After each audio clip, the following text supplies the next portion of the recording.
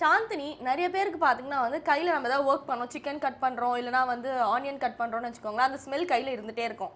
So அந்த smell நிறைய பேருக்கு பிடிக்காது, இல்லைனா கவிச்ச வாடை வருது அப்படின்ற மாதிரி ஃபீல் பண்ணுவாங்க இல்லையா? ஸோ அது மாதிரி ஸ்மெல் வந்து கையில் வந்து இன்ஸ்டண்ட்டாக போகிறதுக்கு என்ன பண்ணணும்னா, கொஞ்சோண்டு காஃபி பவுடர் எடுத்து கையில் நல்லா வந்து தேய்ச்சிட்டு அதுக்கப்புறம் நீங்கள் கையை வாஷ் பண்ணிங்கன்னா டக்குன்னு ஸ்மெல் போயிடும், கையில் வந்து நல்ல மனம் வரும் அப்படின்னு சொல்கிறாங்க. ஓகே, நான் இது வீட்டுக்கு போய் இன்றைக்கே ட்ரை பண்ணுறேன்.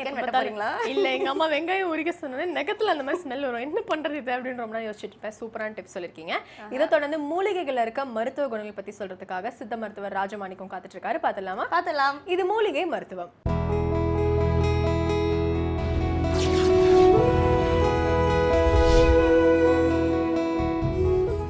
உலகெங்கும் உள்ள வேந்தர் டிவி நேயர்களுக்கு காலை வணக்கம். நம்ம இன்னைக்கு பார்க்க போகிற மூலிகை மருத்துவம் வந்து இருமல் இருமல் அதிகமாகி காய்ச்சல் வந்துடும். இந்த இருமலால் வர காய்ச்சலை சரி செய்யணும். அப்போ இருமலையும் காய்ச்சலையும் ஒன்று சேர்ந்து சரி செய்யணும்.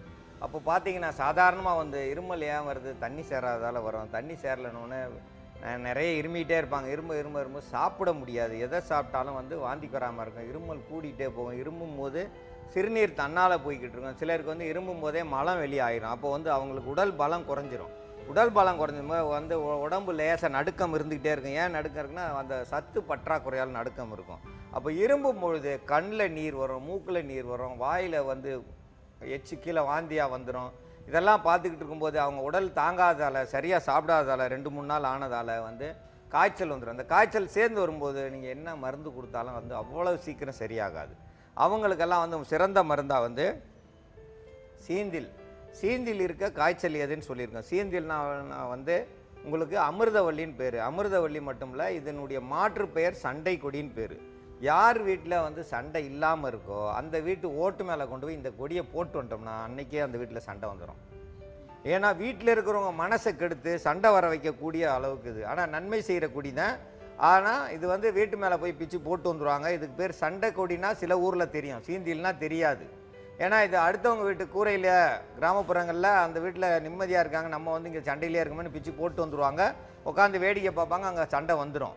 அதனால் இதுக்கு பேர் சண்டை கொடின்னு பேர். இந்த சண்டை கொடின்றத நம்ம அமிர்தவல்லின்னு சொல்கிறோம். அமிர்தம் உடலுக்குள்ளே சுரக்க வேண்டிய அமிர்தத்தை சுரக்கக்கூடியது. அப்போ மூளையை வேலை செய்யும். இது காற்றிலேயே உயிர் வாழக்கூடியது. வேற வெட்டிட்டாலும் இது சாகாது. சாகா வரம் பெற்ற கொடியில் இதுவும் ஒன்று. ஏன்னா மேலேருந்து கீழே திருப்பி தன்னால் காற்று வழியாகவே வேற கொஞ்சம் கொஞ்சமாக கொண்டு வந்து பூமியில் ஊண்டி அது உயிர் எடுத்துக்கிறோம். இல்லைனா காற்றுல இருக்க ஈரத்தை எடுத்து மரத்துக்கு மேலே இருக்கிற அந்த கொடி படர்ந்த கொடி சாகவே சாகாது. நீங்கள் கீழே என்ன வெட்டிட்டு போனாலும், அந்த இருக்கிற மரத்தை வெட்டினாலும் சாகாது. எல்லாத்தையும் வெட்டிட்டாலும் அது மேலே உயிராக இருந்து மீண்டும் வளரக்கூடியது. அந்த அளவுக்கு இதுக்கு சக்தி இருக்குது. இதிலிருந்து நம்ம எடுக்கும்போது நம்ம காய்ச்சல் கண்டிப்பாக கட்டுப்படும். இந்த காய்ச்சல் கட்டுப்பட்டால் மட்டும் போதுமா, இருமல் சேர்த்து கட்டுப்படணும். இருமலுக்கு சித்த அரத்தை என்றால் அறுத்து எடுக்கக்கூடியது. உள்ள சளியை அறுத்து எடுத்துரும். இருமலை கட்டுப்படுத்தும். இதை எடுத்து சாதாரணமாக இந்த அளவுக்கு பிச்சு எடுத்து வாய்க்கில் ஒதுக்கி, நீங்கள் வெத்தலை பாக்கு ஒதுக்குறாங்க, இன்றைக்கி பாக்கு ஒதுக்குறாங்க, அந்த மாதிரி இதை ஒதுக்கி வச்சுக்கிட்டா இருமல் கொஞ்சம் கொஞ்சமாக கட்டுப்படும். சாதாரணமாக இதை வாயில் வச்சுட்டு நீங்கள் பாட்டுக்கு சமயக்கட்டில் எல்லா வேலையும் பார்க்கலாம். இந்த சித்தரத்தை வாயில் ஒதுக்குனா இருமல் கட்டுப்படும். இது நிறைய பேருக்கு தெரியாது. சித்தரத்தை என்னத்துக்கு தெரியல, பார்ப்போம் கிடக்கும், இது வேறு மாதிரி இருக்குன்னு தூக்கி எறிஞ்சிருவாங்க. ஆனால் இதை வாயில் ஒதுக்குனாலே இருமல் கட்டுப்படும். இருமலை கட்டுப்படுத்துறதுக்கு இது சிறந்த மருந்து சித்தரத்தை. இதோட சேர்த்து நம்ம மிளகு சேர்க்குறோம். மிளகு சேர்க்கும்போது உடலில் உள்ள சூட்டை சமச்சீராக்கும்.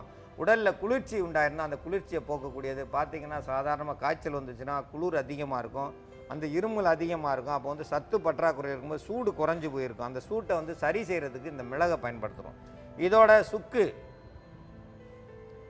சளியை மட்டும் இல்லை, ஜீரண சக்தியை தூண்டக்கூடியது, நல்ல பசி எடுக்கக்கூடியது. இந்த காய்ச்சலில் உள்ளவங்க கொஞ்சம் நல்லா சாப்பிட்டாங்க, ரசஞ்சோறு சாப்பிட்டாங்கனாலே காய்ச்சல் ஓடிடும். எங்கள் வீட்டிலலாம் காய்ச்சல் வந்துச்சுன்னா முதல்ல ரசத்தை வைங்கம்மானுவோம். ரசம் வைக்கும்போது ஒரு 10 மிளகு சேர்த்து வைக்க சொல்லுவோம். ஒரு 5 வத்தல், காஞ்ச வத்தலை கொஞ்சம் கூடுதலாக வைக்க சொல்லுவோம். ஏன்னா அந்த நேரத்தில் நாக்கில் ருசியே இருக்காது.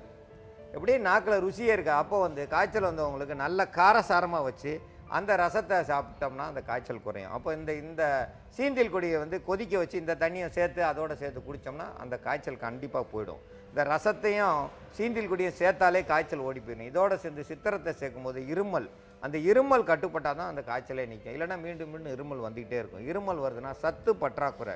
அவங்கெல்லாம் ஆட்டுப்பால் சாப்பிட்ணும். ஆட்டுப்பால் சாப்பிட்டு வந்தாங்கன்னா அந்த இருமல் வராது. ஏன் வராது? அது அதிக சக்தி உள்ளது, அதிக பலம் உள்ளது. தாய்ப்பாலுக்கு அடுத்து வந்து ஆட்டுப்பால். ஆட்டுப்பால் வந்து கிடச்சிதுன்னா கண்டிப்பாக ஒரு நாளைக்கு 1/2 லிட்டர் வரைக்கும் குடிக்கலாம். தவறே பண்ணாது. உடலை வந்து அதிக அளவு நல்ல வலுவாக வச்சுருக்கோம். தேவையில்லாத கொழுப்புக்களை கரைச்சி எடுத்துரும். ஒல்லியாக இருக்கிறவங்க கொஞ்சம் சதைப்பிடிப்பாக இருப்பாங்க. ரொம்ப குண்டாக இருக்கிறவங்க கண்டிப்பாக ஒல்லியாவாங்க ஆட்டுப்பால் சாப்பிட்டாலே. ஏன்னா அது பசியை வந்து கட்டுப்படும்போது தேவையில்லாத கொழுப்புக்களை கரைக்கும். அப்போ வந்து கொழுப்பை கரைக்கும்போது உடல் வந்து நல்ல நிலைக்கு வரும். அப்போ வந்து இருமலை வந்து கட்டுப்படுத்துகிறோம்னா இதோட சேர்த்து நம்ம தேன் சேர்க்குறோம். தேன் ஏன் சேர்க்குறோம்? தேனில் வந்து அதிக அளவு மருத்துவ பயன் இருக்குது. அந்த தேன் மட்டும் இல்லை, பேரிச்சம்பழத்தையும் நம்ம சேர்க்குறோம்.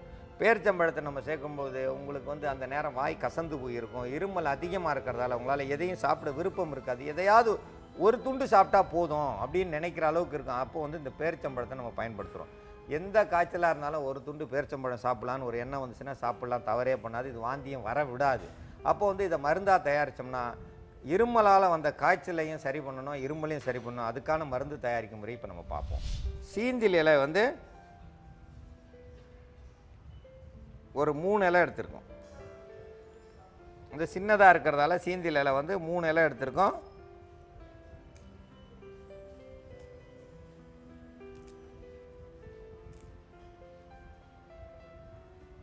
இதில் வந்து மிளகு வந்து ஒரு 7 மிளகு போட்டால் போதுமானது.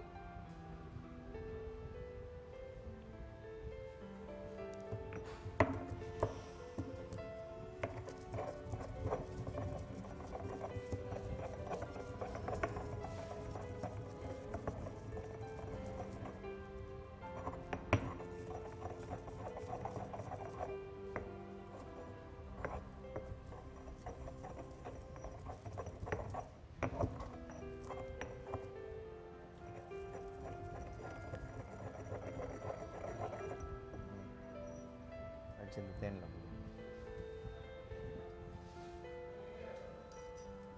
கத்தியங்க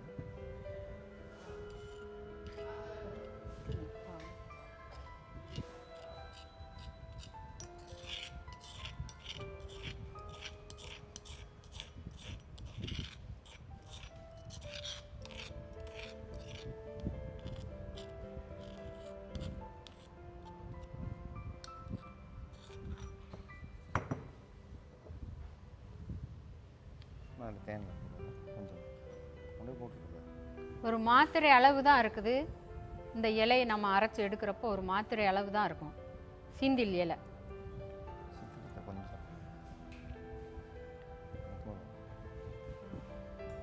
ஒரு மிளகு அளவுக்கு சித்திரத்தினுடைய பொடி, அதே அளவு வந்து சுக்கு பொடி, கத்தி,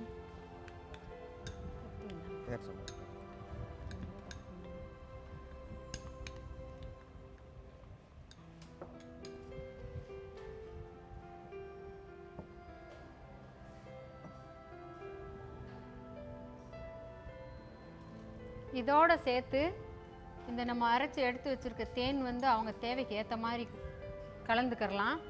பேரிச்சம்பழம் அந்த இருமல் இதெல்லாம் வந்து கட்டுப்படுத்துறதுக்கான மருந்தை தயாரிச்சிருக்கிறதுனால சாப்பிட்டதும் அந்த கசப்பு தன்மையில் வந்து சில பேர் வந்து வாந்தி எடுத்துடக்கூடாது. அதுக்காக வந்து பேரிச்சம்பழம் வந்து நிறையவே சேர்த்துக்கலாம். அவங்க எந்த அளவுக்கு சாப்பிடணும், 2, 3 இதை வந்து நல்லா சின்ன துணுக்குகளாக வெட்டி போட்டு அதை அவங்க சாப்பிட்டுட்டாங்கனாக்கா அந்த காய்ச்சல் நேரத்தில் சளினால தான் வந்து இருமல், சளி, காய்ச்சல் 3 ஒன்றா சேர்ந்துருக்கும். இதை 3 ஒன்றா வந்து நம்ம ஒரே நேரத்தில் வந்து இந்த இருமலையும் காய்ச்சலையும் திறத்திடணும் அப்படின்னு நினச்சிங்கனாக்கா சீந்திலில் செஞ்சு சாப்பிட்ற அப்படி துவட்டி சாப்பிட்டா போதும். பேரிச்சம்பழத்தை அந்த தேனில் கலந்த மருந்தோட துவட்டி அப்படியே எடுத்து சாப்பிட்டா போதும். இப்படி ஒரு பீஸாக நீங்கள் எடுத்து சாப்பிட்றப்போ பெரியவங்கனாலும் சின்ன பிள்ளைங்கனாலும் நீங்கள் கொடுத்தீங்கனாக்கா தேனில் கலந்து சாப்பிட்றதுனால இதுவும் இனிப்பாக இருக்கும். அந்த இருமலை வந்து கட்டுப்படுத்திடும், காய்ச்சலும் வரவிடாமல் செஞ்சிடும், சளி இருந்தாலும் போயிடும். அடிக்கடி அவங்க வந்து காய்ச்சல்னால வந்து இருமிக்கிட்டு இருக்காங்கனாக்கா இந்த சித்திரத்தையே ஒரு துண்டு சிறுசாக எடுத்து வாயில் ஒதுக்கிக்கிறலாம். அது இல்லாட்டினாக்கா ஒரு 5 மிளகை வாய்க்குள்ள சும்மா நீங்கள் மெல்ல வேண்டாம், எதுவுமே செய்ய வேண்டாம், வாயில் வச்சுக்கிட்டே இருந்தீங்கனாலும் இருமல் வந்து கட்டுப்படும். சிறு வெங்காயம் கடித்து சாப்பிட்டுக்கறலாம். அந்த மாதிரி வீட்டுக்குள்ளே இருக்கிறத வச்சு அந்த வர்ற இருமலையும் காய்ச்சலும் வந்து நம்ம சரி செய்யணும். அதுதான் வந்து சிறப்பானது. இது பல இடங்களுக்கு வந்து அடிக்கடி வெளியில் வேலை இதாகும், இல்லை குழந்தைகள் எங்கேயாவது சுற்றி பார்க்க ஊர்களுக்கு போகிறோம் அப்படின்னு சொல்லிட்டு சந்தோஷமாக போயிட்டு வந்துட்டுருக்கப்போ தண்ணி சேராமல் வர்ற இருமலும் சளியும் காய்ச்சலும் 3 சேர்ந்து வந்துடும். அப்படி இருக்கிற குழந்தைங்களுக்கு வந்து நீங்கள் அந்த சளி இருமல் வருதுனாலே 5 மிளகை வந்து எந்த ஊரில் போய் நீங்கள் தண்ணி குடிச்சிட்டிங்கனாலும் 5 மிளகை வந்து குழந்தையா இருந்தாலும் 3 மிளகை வந்து வாய்க்கில் வச்சு நைட்டில் தூங்குறப்ப சுவைச்சிக்கிட்டே நீ பாட்டுக்கு தூங்கிடு அப்படின்னு சொல்லிடுங்க. எப்படியாப்பட்ட இருமலும் வராது, சளியும் பிடிக்க விடாது. அந்த இருமலும் சளி காய்ச்சலும் வர விடாமல் தடுத்துடலாம். அதுக்கு முதல் காரணம் வந்து தண்ணினால தான் வந்து அந்த இருமல் வர்றது. உடம்புல எதிர்ப்பு சக்தி இல்லை அப்படின்னா தான் தொடர்ந்து இருமல் வரும். அந்த இருமல்னால இருமி காய்ச்சல் வந்துடும். இந்த காய்ச்சலும் இருமலும் தவிர்க்கிறதுக்கு நம்ம மிளகை பயன்படுத்திக்கிறலாம். மிளகு ஒரு 5 மிளகு 7 மிளகு குழந்தையா இருந்ததுனாக்கா அதுக்கு சும்மா ஒரு 3 சொட்டு அந்த நம்ம அரைச்சி வச்சுருக்க இதை வந்து குழந்தைங்கனாக்கா இதை 2 சொட்டு 3 சொட்டு தொட்டு நாக்கில் வச்சு விட்டுறலாம்.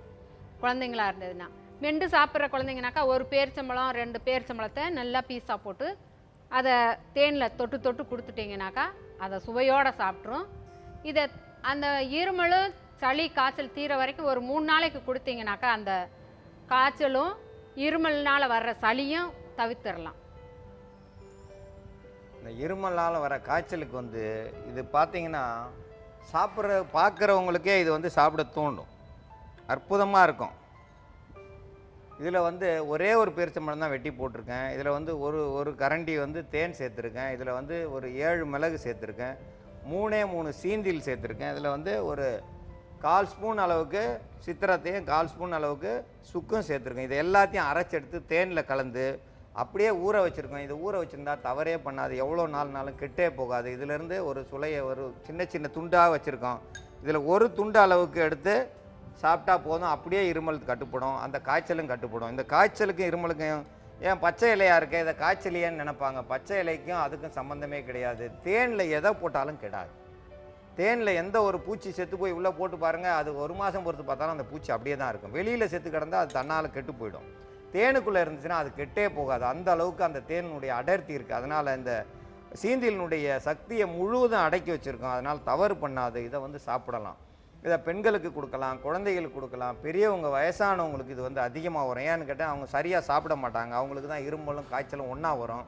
அது இல்லாமல் குழந்தைகளுக்கு வரும், நடுத்தர வயதில் உள்ளவங்களுக்கு வரும், மாசமாக இருக்கிறவங்க கர்ப்பிணி பெண்களுக்கு இந்த மாதிரி வர்றதுக்கு வாய்ப்பு இருக்குது. ஏன்னா சரியாக சாப்பிட மாட்டாங்க. வாந்தி வந்து ஒரு 6 மாதம் 7 மாதம் வரைக்கும் வாந்தி எடுத்ததால் உணவு பழக்கம் குறைஞ்சி போயிருக்கும். அப்போ வந்து சத்து குறைஞ்சி போயிருக்கும். அப்போ வந்து இருமலும் வரும், காய்ச்சலும் வரும். அப்போ வந்து இருமும் போது சிறுநீர் அவங்க தன்னால் போயிடுவாங்க.